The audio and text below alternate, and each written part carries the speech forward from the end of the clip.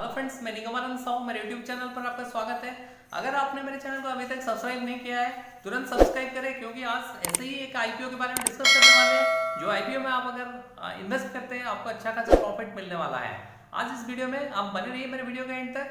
अगर आपने मेरे चैनल को सब्सक्राइब नहीं किया, तुरंत सब्सक्राइब करें, साथ ही साथ बेल बटन को प्रेस करें, ताकि जो भी मेरे नए वीडियोस अपलोड होंगे उसका नोटिफिकेशन आपको मिलती रहेगी। तो आप बने रहिए मेरे वीडियो के एंड तक। हेलो फ्रेंड्स, आज इस वीडियो में हम चर्चा करने वाले हैं आईपीओ का। जिस आईपीओ पिछले महीने में कोई भी आईपीओ नहीं आया था, ये महीने आपको कई सारे आईपीओ देखने को मिलेंगे, क्योंकि मार्केट भी एक अच्छा पोजीशन में है, तो इसीलिए कई सारे आईपीओ आ रहे हैं। जैसे पहले आईपीओ की अगर हम बात करें, श्याम मेटलिक्स एंड एनर्जी लिमिटेड, ये एक मेटल में काम करने वाली कंपनी है, जिसका टोटल इंटीग्रेटेड मेटल प्रोड्यूसर है। कंपनी मेटल में काम करती है, और ये कंपनी प्राइमरीली जिस प्रोडक्ट में काम करती है, long steel product such as iron pellet, sponge iron, steel billets, TMT, structural products, wire rods, इसके अलावा फेरो एलॉयज में काम करती है। ये सारे प्रोडक्ट ये प्रोडक्ट इसका कंपनी का। आज 21 फरवरी 2021, it is among the India's largest producer of ferro alloys in terms of install capacity. India का सबसे बड़ा प्रोड्यूसर है फेरो एलॉय का, और fourth largest player in the sponge iron industry. Sponge iron में फोर्थ पोजीशन में आता है, जबकि ये largest producer ferro alloys, India का सबसे बड़ा प्लेयर है फेरो एलॉय का। और जहां तक कस्टमर के सवाल है, institutional customers like Jindal stainless steel limited इसका एक बड़ा कस्टमर है। इसके अलावा रिमझिम इस्पात लिमिटेड एक दूसरा बड़ा कस्टमर है। अगर इंटरनेशनल कस्टमर्स की बात करें, इसमें आपका नारेकॉम डीएमसीसी इसका एक बड़ा प्लेयर है, और नारेकॉम लिमिटेड इसका एक बड़ा बायर है। और POSCO International Corporation, World Metals and Alloys Limited, ये सारे जो है इसका बायर्स है, इसका प्रोडक्ट को ये बाय करते हैं। जहां तक कंपनी का पार्टनरशिप का सवाल है, ये कंपनी अपना जो है डिस्ट्रीब्यूटर नेटवर्क फैला हुआ है करीबन 13 स्टेट्स और एक यूनियन टेरिटरी में, जबकि इसका टोटल जो नेटवर्क है, यानी जो डिस्ट्रीब्यूटर्स नेटवर्क है, इसका 42 डिस्ट्रीब्यूटर्स ऑल ओवर इंडिया में है। जहां तक इसका मैन्युफैक्चरिंग फैसिलिटीज की बात करें, इसमें 3 मैन्युफैक्चरिंग फैसिलिटीज है, जो कि उड़ीसा में संबलपुर में एक है, और 2 वेस्ट बंगाल में, एक जमुरिया में और एक मंगलपुर में। अगर हम टोटल इसका aggregated install capacity, metal capacity की बात करें, 5.71 मिलियन टन्स पर एनम का इसका कैपेसिटी है, जबकि ये कंपनी 2025 तक इसका टारगेट बनाया है 11.60 मेट्रिक टन पर एनम का प्रोडक्शन करने का टारगेट रखा है। अगर हम इसकी कंपनी का कंपिटिटिव स्ट्रेंथ की बात करें, ये leading integrated metal producer in India, strategically located manufacturing centres है, और इसका डाइवर्सिफाइड पोर्टफोलियो है। ओके, तो उसके बाद फाइनेंशियल का अगर हम देखें, ये परफॉर्मेंस अच्छा कर रहा है, फाइनेंशियल में भी अच्छा है। अगर इसका कंपनी का प्रमोटर की बात करें, मिस्टर महावीर प्रसाद अग्रवाल है, जो इसका कंपनी का चेयरमैन है, और ब्रिजभूषण अग्रवाल जो है चेयरमैन और एमडी है कंपनी का। अगर इसका फाइनेंशियल की हम अगर बात करें, FY 18 में, यानी 31 मार्च तक इसका जो टोटल एसेट था 3470 करोड़ का एसेट था, जबकि इसका टोटल जो रेवेन्यू हुआ था 3920 करोड़ का, जबकि इसका नेट प्रॉफिट आया था, यानी प्रॉफिट आफ्टर टैक्स था 5280 करोड़ का।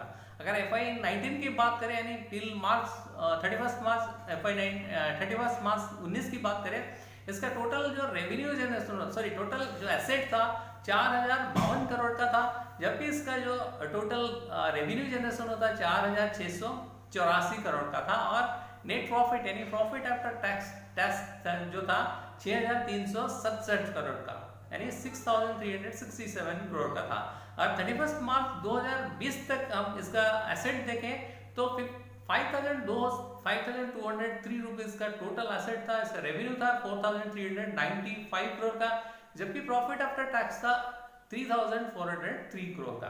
और टिल दिसंबर 31 2020 तक इसका जो टोटल एसेट है 5105 करोड़ का, और इसका जो टोटल रेवेन्यू जनरेशन हुआ 3995 करोड़ का, जबकि इसका प्रॉफिट आफ्टर टैक्स है 4563 करोड़ का। तो यहाँ पे फाइनेंशियल की बात करें, ऐसे स्टेबल है, कभी कंपनी ने पिछले 4 साल में कोई लॉस में नहीं है। इसका थोड़ा सा FY 20 में थोड़ा सा रेवेन्यू कम हुआ है, यानी प्रॉफिट आफ्टर टैक्स भी कम हुआ है, लेकिन ये इतना खास ये नहीं पड़ेगा, इसका असर इतना इसके ऊपर नहीं पड़ेगा।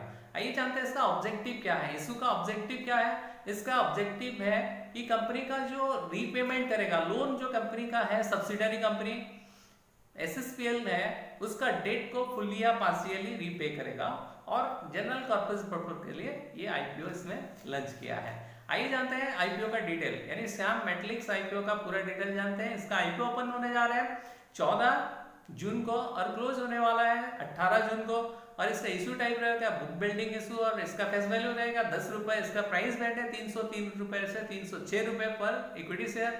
इसका लॉट साइज रहेगा 45 यानी मार्केट लॉट और मिनिमम ऑर्डर आप एक लॉट अप्लाई कर सकते हैं जिसका रहेगा लॉट साइज 45 शेयर आप एक साथ बाय कर सकते हैं। जैसे ये दोनों एक्सचेंज में लिस्टिंग होने वाला है, NSE BSE दोनों में। और इसका जो टोटल इक्विटी इशू साइज रहेगा, इसका 909 करोड़ का इशू साइज है। और इसमें से फ्रेश इशू कितना है? फ्रेश इशू 657 करोड़ का, यानी 657 करोड़ का फ्रेश इशू रहेगा। और ऑफर फॉर सेल रहेगा 252 करोड़ का। और एम्प्लॉय के लिए 15% का डिस्काउंट रखा गया है। और आइए जानते हैं इसका टेंटेटिव टाइम टेबल्स में। जैसे कि ये अकाउंट ये IPO ओपन हो रहा है 14 जून को, क्लोज होने वाले 16 जून को।